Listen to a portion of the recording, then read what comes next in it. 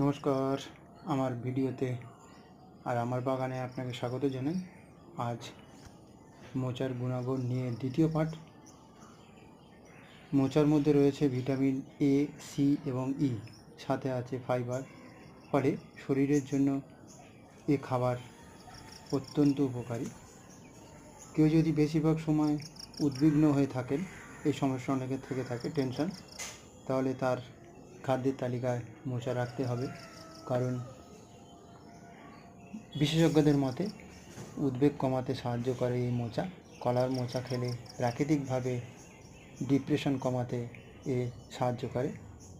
Diabetes এখন প্রত্যেক ঘরে ঘরে আছে, আর অনেকের আবার অ্যানিমিয়াতেও ভোগেন। আর এই দুই ক্ষেত্রে কলার মোচার উপকারিতা অপরিসীম। বিশেষ করে চিনির পরিমাণ কমাতে এর জুড়ি মেলা ভার।